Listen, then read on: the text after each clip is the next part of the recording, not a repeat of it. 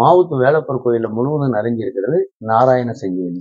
ஜீவசமாதி மேல ரொம்ப நம்பிக்கை அதிகம். ரெட்டை குழந்தை ஆண் குழந்தை பிறந்துச்சு. அதுல இருந்து இப்போ ஒரு பாசிட்டிவ் வைப்ஸ் வந்து நம்ம ஃபீல் பண்ணலாம். வணக்கம் நண்பர்களே, நம்ம இன்னைக்கு மதுரை மாவட்டம் கிண்ணிமங்கலத்துல உள்ள ஏகநாதர் அனந்தவல்லி அம்மன் கோவில்ல இருக்கோம். இது வந்து ஒரு ஜீவசமாதி. இங்க 80க்கும் மேற்பட்ட ஜீவசமாதிகள் இருக்கு. வாங்க வீடியோக்குள்ள போகலாம்.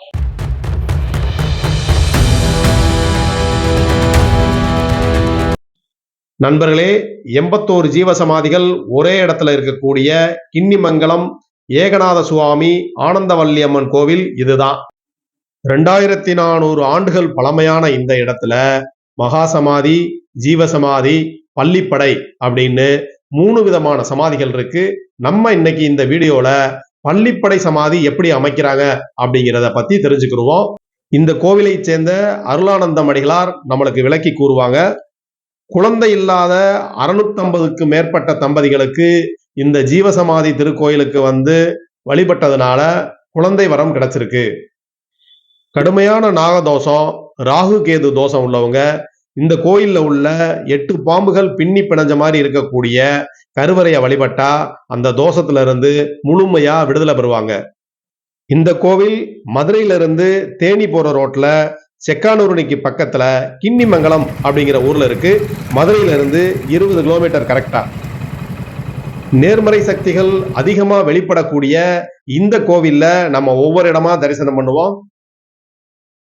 பலிபீடத்துக்கு அடுத்து நந்தி இருக்கு. இந்த நந்திக்கு கீழேயும் ஒரு ஜீவசமாதி இருக்கு. இந்த நந்திக்கு ஒரு சிறப்பு இருக்கு. இந்த நந்தி தன்னோட முன்னங்கால் 2யுமே மடக்கி வச்சு ஏகநாதரை பார்த்த மாதிரி இருக்கும்.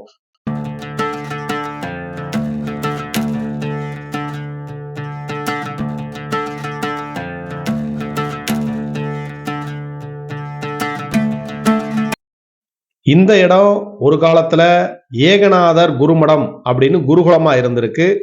இப்ப நம்ம ஏகநாதரோட ஜீவசமாதியை தரிசனம் பண்ணலாம். ஜீவசமாதிக்கு மேல லிங்கத்தை பிரதிஷ்டை பண்ணியிருக்காங்க. வாங்க தரிசனம் பண்ணலாம். ஓம் நமச்சிவாய. என்னாருடைய சிவனையே போற்றி, எந்நாட்டவருக்கும் இறைவா போற்றி போற்றி.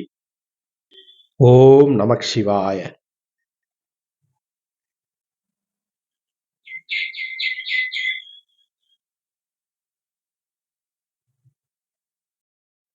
இங்க 16 விதமான கலைகளை சொல்லி கொடுத்துருக்காங்க. அதுல வைத்தியம் பார்க்கறது ஒண்ணு. 2400 வருஷத்துக்கு மேல இந்த இடத்துல வைத்தியம் பார்த்துக்கிட்டு தான் இருக்காங்க. சித்தர் முறைப்படி, அதாவது சித்த வைத்தியம். இங்க வர்றவங்களுக்கு குழந்தையின்மைக்கு, பக்கவாதத்துக்கு, வலிப்புக்கு, குழந்தைகளுக்கு வரக்கூடிய சர்க்கரை வியாதிக்கு மருந்து கொடுக்குறாங்க. இந்த மாதிரி பாதிப்பு இருக்கவங்க இந்த கோயிலுக்கு உடனே வாங்க, பலன் பெறுங்க. அமாவாசை, பௌர்ணமி, பிரதோஷ பூஜை இந்த கோயில்ல ரொம்ப சிறப்பா நடத்துறாங்க. அடுத்ததா நம்ம பார்க்க போறது இந்த கோயில்ல உள்ள இந்த கிணற. இந்த கிணத்துல உள்ள தண்ணீர் வந்து கடின நீர், அதாவது D2O. இந்த தண்ணி அணுக்களோட தன்மையை கொண்டிருக்கும். ஆனா கதிரியக்கம் இருக்காது. மருந்துகள் தயாரிக்கிறதுக்கு இந்த தண்ணி வந்து ஒரு ஏஜெண்டா செயல்படுது. சாதாரண தண்ணியை விட இந்த தண்ணியோட கொதிநிலை அதிகம், இதோட டென்சிட்டியும் அதிகம். அமாவாசை மற்றும் பௌர்ணமி அன்னைக்கு இந்த தண்ணி நல்லா பொங்கி மேல வரைக்கும் வரும். போகரோட சீடரான ஏகநாதர் 16 விதமான கலைகளை இங்க சொல்லி கொடுத்திருக்காரு. ரசவாதம், வைத்தியம், போர்க்கலை இந்த மாதிரி. அதனாலதான் ஏகநாதர் நவபாசானத்திலிருந்து செம்பை மட்டும் பிரித்து எடுத்து ஒரு கிண்ணியை உருவாக்கி அதுல மருந்துகளை தயார் பண்ணி இங்க வர்ற நோயாளிகளுக்கு கொடுத்திருக்காரு. வருடந்தோறும் வைகாசி மாதம் பூர நட்சத்திரத்துல அஷ்டமி தேதியில இங்க பள்ளிப்படை திருநாள் சிறப்பா கொண்டாடுறாங்க. அடுத்து நம்ம பார்க்க போறது விநாயகர் சன்னதி. இந்த கோவில்ல 3 சன்னதிகள் தான் இருக்கு. ஆ ஊ இம் அப்படின்னு அமைச்சிருக்காங்க. ஆங்கிற இந்த சன்னதி வந்து விநாயகர், ஊ அப்படிங்கிறது முருகனோட சன்னதி, இம்முங்கிறது ஏகநாதர் சன்னதி.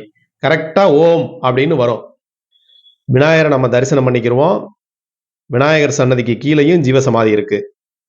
பாண்டிய மன்னர்களுக்கு போர் பயிற்சி கொடுத்து போர்ல காயம் படுறவங்களுக்கு வைத்தியம் பார்த்ததுனால இங்க ஏகப்பட்ட கல்வெட்டுகள் இருக்கு. விநாயகர் கோவிலுக்கு பின்னாடி உள்ள அஷ்டநாகங்களை நம்ம தரிசனம் பண்ணலாம். இங்க வந்து தரிசனம் பண்றவங்களுக்கு, வேண்டிக்கிறவங்களுக்கு கடுமையான நாகதோஷம் இருந்தாலும் போயிடும். ராகு கேதுனால பயப்படவே வேண்டியதில்லை. ராகு கேது தோஷம் இங்க வந்தோன்னா அடியோடு அறுபட்டு போயிடும். 81 ஜீவசமாதிகள் இருக்கிறதுனால கிரகங்கள் இங்க வேலை செய்யாது. இந்த கோவில்ல இங்க வந்து கும்பிட்றவங்களுக்கு கிரகங்கள்னால எந்த பாதிப்பும் வராது. 11 முறை இந்த கோயிலை சுத்தி வலம் வந்து நம்ம வேண்டிக்கிட்டோம்னா நம்மளோட வேண்டுதல் உடனே நிறைவேறும் சித்தர்களோட அருளால.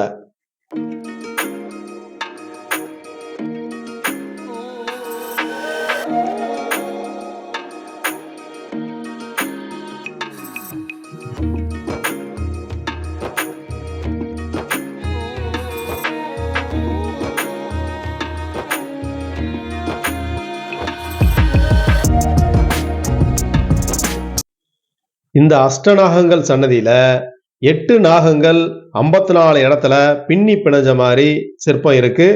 கடுமையான நாகதோஷம் இருக்கிறவங்க, ராகு கேதுவால பாதிக்கப்பட்டவங்க இங்க வந்து வழிபடுங்க. உங்களோட தோஷம் எல்லாமே விலகிரும்.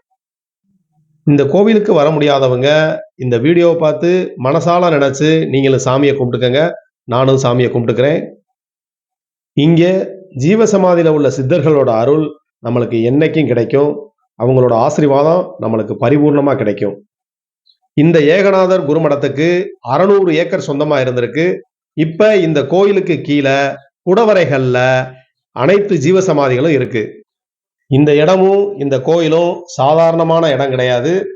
சித்தர்களோட வைப்ரேஷன், பாசிட்டிவ் வைப்ரேஷன் நம்மளுக்கு கிடைச்சிக்கிட்டே இருக்கும். இங்க ஏகநாத சுவாமிகள் கிண்ணியை உருவாக்கி அதுல மருந்துகளை தயார் பண்ணி இங்க வர்ற நோயாளிகளுக்கு கொடுத்து அந்த நோயாளிகள் நோயிலிருந்து விடுபட்டதுனால குலசேகர பாண்டியன் காலத்துல இருந்து இந்த இடத்துக்கு கிண்ணிமங்கலம் அப்படின்னு பேர் வந்துருச்சு. இது சித்தர்களோட ஜீவசமாதி கோயில்ங்கிறதுனால இங்க வந்து கொடிமரம் கிடையாது, நவகிரகம் கிடையாது. அடுத்ததா நம்ம முருகன் சன்னதிக்கு போய் முருகனை தரிசனம் பண்ணுவோம். இதுதான் முருகன் சன்னதி. வீடியோவை பார்க்குற நண்பர்கள் வீடியோவுக்கு லைக் பண்ணுங்க, மறந்துடாம கமெண்ட் பண்ணுங்க. சப்ஸ்கிரைப் பண்ணாத நண்பர்கள் சப்ஸ்கிரைப் பண்ணுங்க. இப்ப நம்ம முருகனை தரிசனம் பண்ணலாம்.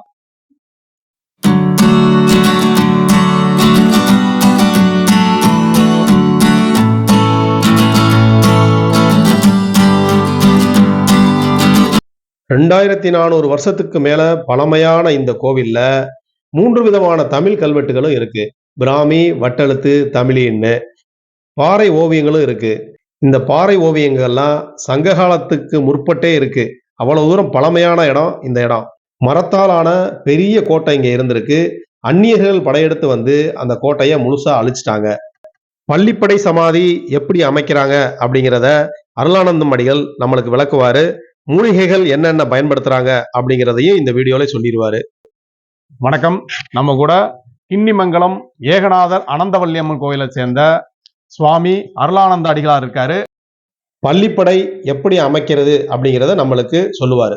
இப்ப இந்த இடத்துல வந்து 3 வகை சமாதிகள் இங்க இருக்குங்க. எங்கேயுமே இல்லாதது அந்த 3 வகை சமாதி. அதுல பள்ளிப்படை சமாதி, மகா சமாதி, ஜீவ சமாதி, இது 3 வகை.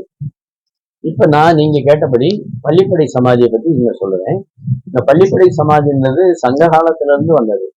ஒரு மன்னன் அல்லது ஒரு தலைவன், ஒரு குரு, அவனுடைய மரணத்துக்கு பின்னாடி மக்கள் பரிதவிக்கும் பொழுது அவங்களுடைய மனநிலையை மாற்றி அவனை மீண்டும் பிறக்க வைக்கக்கூடிய ஒரு அறிவியல் பூர்வமான ஒரு சமாதி நிறைகிறது பள்ளிப்படை சமாதி. இங்க என்னன்னா, சங்க காலத்துல ஒரு குழந்தை பிறந்த உடனே அதனுடைய தொப்புள் கொடியை எடுத்து கடுகு குளித்த இல்லத்துல முக்கி எடுத்து அதை உப்பு மஞ்சள் வச்சு உணர வைப்பாங்க. அது வந்து 200 வருஷத்துக்கு கிடாது. இத வெள்ளி தொம்பைங்கிறது அது வைக்கக்கூடிய ஒரு தாயத்தை விட ஒரு உருண்டை வடிவத்தில் இருக்கு. அது அவங்க கழுத்துல பிறந்து பழக்கம். இதுதான் இந்த பள்ளிப்படை சமாதியில முக்கியமான பொருள். இது வந்து ஒரு மன்னன் அல்லது தலைவன் இறந்த பின்னாடி அந்த தொப்புள் குழியை பத்திரமா எடுத்து வச்சுக்கிடுவாங்க. அவருக்கு சமாதி வைக்கிற முறையில வந்து எங்களுடைய முன்னோர் வழிமுறை வந்து சித்தர் வழிமுறை. இங்க என்னன்னா, நாங்க 6 சக்கரம் இருக்கிறத அந்த அறிவியல் பூர்வமான சில இதை அனுபவிச்சவங்க. அதனால மூலாதாரத்துக்கு ஒரு சக்கரம், அப்படியே 6 சக்கரங்கள் வைப்போம். இதுக்காக என்ன பண்ணுவோம்னா, இறந்தவங்களோட உடம்ப, அதாவது யோகாசனத்துல வைக்கக்கூடிய அமரக்கூடிய அளவுக்கு முதல்ல உயிர் பிரிஞ்ச உடனே அந்த அமைப்பை கொண்டு வந்துடும். அதை வந்து 7 படிக்கட்டு வச்சு தரையில அதை தோண்டி ஒரு சின்ன அறை அமைப்போம். அந்த அறைக்கு கீழே போடக்கூடியது முக்கியமான பொருள் 5 உயிர்மொழி மூலிகைகள். அது ஒண்ணு வந்து பிரம்ம சஞ்சீவினின்னு இப்ப சொல்றாங்க. அது அத்திரிமலையில போய் எடுத்துட்டு வருவோம். ரெண்டாவது வந்து கருட சஞ்சீவினி. அது எங்க இருக்குன்னா கொல்லிமலையில ஆகாய கங்கை நதியா வந்து விழுகிற இடத்துல கோரக்கர் குகையை சுத்தி இருக்கிறது கருட சஞ்சீவினி. அதுக்கப்புறம் செம்பூத்து சஞ்சீவினி. அது எங்க இருக்கு அப்படின்னா இப்ப சிறுமலை போற வழியில குற்றால, அதாவது குற்றாலம்பட்டின்னு ஒரு இடம் இருக்கு. அதுல இருந்து 1.5 கிலோமீட்டர் மேலே ஏறும்போது சிறிய சிறிய ஆலமரங்களா இருக்கும். அந்த குறு ஆலமரம் தான் குற்றாலம். அந்த ஆலமரத்துக்கு இடையில வந்து செம்புத்து சஞ்சீவினி மூலிகைகள் இருக்கு. அதுக்கப்புறம் கடல் பாய்ச்சின்னு ஒரு இடம், அது ராமநாதபுரம் மாவட்டம். அந்த இடத்துல கடல் இருந்து அது வெளியில போன இடமா சொன்னாங்க. அங்க இருக்கக்கூடிய செடிகள்ல ஆள்காட்டி குடியோட சஞ்சீவினி. அதுக்கடுத்து மாவுத்து வேலப்பர் கோயில்ல முழுவதும் நிறைஞ்சிருக்கிறது நாராயண சஞ்சீவினி. இப்ப இந்த கோயில்ல தெற்கு பக்கம் அமிர்த சஞ்சீவினின்னு ஒரு செடியை வேப்ப மரத்துல படர வச்சிருக்கோம். இந்த 5 மூலிகையும் எடுத்து பொடி பண்ணி வச்சிருக்கோம். அவங்க உடல்நிலை சரியில்லாம இருக்கும்போது அந்த பொடி இருக்கும், எப்பயுமே எங்ககிட்ட இருக்கும். அவர் அந்த யோகாசனத்துல அந்த பள்ளிப்படை அமைக்கக்கூடிய அறையில வைக்கும்போது கீழே வந்து குங்கிலிகத்தை பரப்பணும், குங்கிலிகம். அதுக்கு மேல ஒவ்வொரு மூலிகையை எடுக்கும்போது முதல்ல போடக்கூடிய மூலிகை அமிர்த சஞ்சீவினி மூலிகை. அது மேல அவரை அமர வச்சு மூலாதாரத்துக்குரிய கணபதியோட அச்சரத்தை எடுப்போம். அது வந்து சித்தர் முறையில வர்றதுனால எங்களுடைய முன்னோர்களோட முறை இது. அதுக்கடுத்து அதுல செம்பு கம்பி சுத்தி அவனுடைய முதுகுக்கு பின்னாடி அடுத்த சக்கரம், நம்மளுடைய பிறப்பு உறுப்புகளுக்கு பின்னாடி அதுல ஒரு அச்சரம். இப்படி வந்து 6 நிலைகள்ல நாபி கமலத்துக்கு பின்னாடி, நெஞ்சு குழிக்கு பின்னாடி, தொண்டை குழிக்கு பின்னாடி, நம்மளோட நெத்தியோட காதுகளுக்கு ரெண்டுக்கும் மையப்பகுதியில பின்னாடி வைப்போம். அப்போ வைக்கும் போது 2வது மூலிகை வைக்கிறது வந்து நாராயண சஞ்சீவினி. முதல்ல அது இருக்கும், அதுக்கப்புறம் இதை போடுவோம். அதுக்கடுத்து நாபி கமலம் வரும்போது தான் பிரம்ம சஞ்சீவினி, அது அத்திரிமலையிலேருந்து கொண்டு வருது. அதுக்கப்புறம் ஆள்காட்டி குருவி சஞ்சீவினி, அதுக்கப்புறம் செம்பூத்து சஞ்சீவினி, உச்சந்தலையில போனதுன்னா நமக்கு அந்த இருக்கக்கூடிய கருட சஞ்சீவினி. இதுக்கப்புறம் அது மேல அப்படியே வந்து வெள்ளை பொருள்களை போட்டுட்டு உப்புதி போட்டு அதுக்கப்புறம் விங்கோமத்தை சுற்றி வச்சு மேல வந்து 7வது சக்கரம் வந்து நம்மளுடைய நெருப்பு மத்திக்கு இடையில இருந்து அவங்களுடைய விரல்ல ஆள்காட்டி வரை இந்த விரல்ல இந்த அளவு தான் ஒரு ஏதாவது அங்குலம். 12வது அங்குலத்துல ஆனந்த விழிக்காயோட அச்சரத்தை அமைச்சு அதுல பச்சை நிற மரகத, பச்சை நிறங்கள் மரகதமா இருக்கலாம் அல்லது பச்சை நிறத்துல இருக்கணும், அதை வச்சு சமாதியை பூர்த்தி.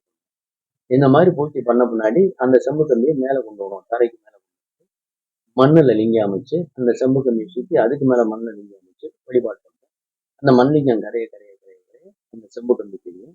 இந்த செம்பு கரும்பை கட்டி எடுத்து விஞ்சை அப்படிங்கிற ஒரு மந்திர அச்சரம், அதை செப்பு தட்டு எழுதி இந்த குருநாதன் சன்னிதானம் இருக்கு. அந்த சன்னிதானத்தோட தெற்கு மதியில வடக்கு நோக்கி யோக நிலையில ஏகநாதர் உருவச்சிலை இருக்கு. அவர் பாதத்துக்கு கீழே இடம் இருக்கு, அதுல வந்து வச்சிருவோம்.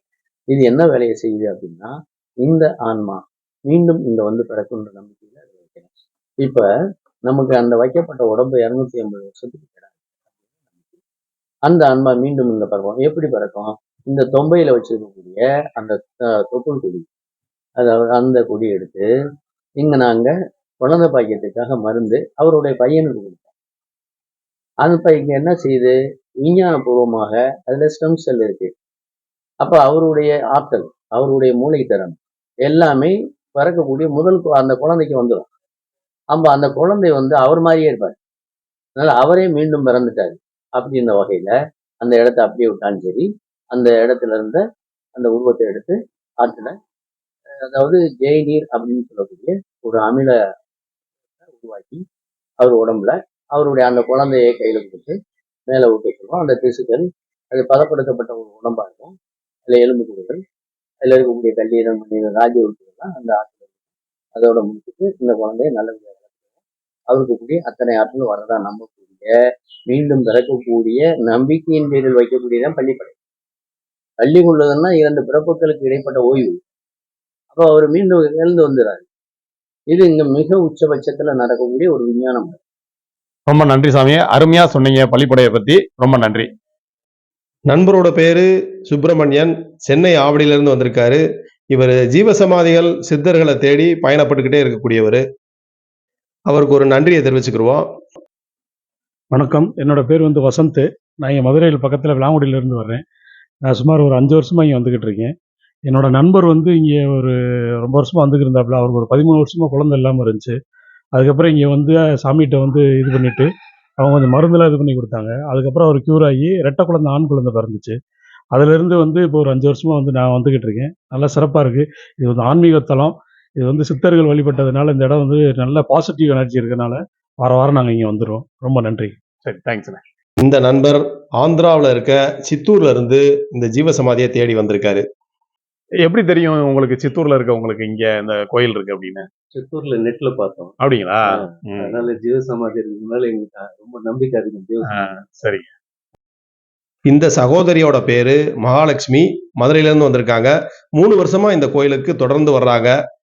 இந்த நேரம் நம்ம தியானம் பண்ணாலே நம்மளுக்கு வேண்டியதை அவரே பார்த்து. அவங்களே பார்த்து ம். ஒரு பாசிட்டிவ் வைப்ஸ் வந்து நம்ம ஃபீல் பண்ணலாம். ம். சரிம்மா. ஆமா, நாங்க நிறைய சித்தர் வழிபாடு போவோம். ம். அந்த 11 சுற்றி சுத்திட்டு வீட்டுக்கு போனாலே அன்னைக்கே ஒரு இது நம்ம ஒரு மாற்றத்தை. பார்க்கலாம். சரிங்கம்மா, தேங்க்யூ. நன்றி. நண்பர்களே, வாய்ப்பு இருக்கவங்க நீங்களும் இந்த கோயிலுக்கு வந்து பலன் பெறுங்க. 81 ஜீவசமாதிகள் ஒரே இடத்துல இருக்கிறதுனால இந்த இடத்தோட பவரே வேற லெவல்ல இருக்கும். பள்ளிப்படை எப்படி அமைக்கிறாங்க அப்படிங்கிறத சிறப்பா சொன்னாரு அருளானந்த மாடிகள். அடுத்து ஒரு நல்ல வீடியோல உங்களை சந்திக்கிறேன். நன்றி நண்பர்களே.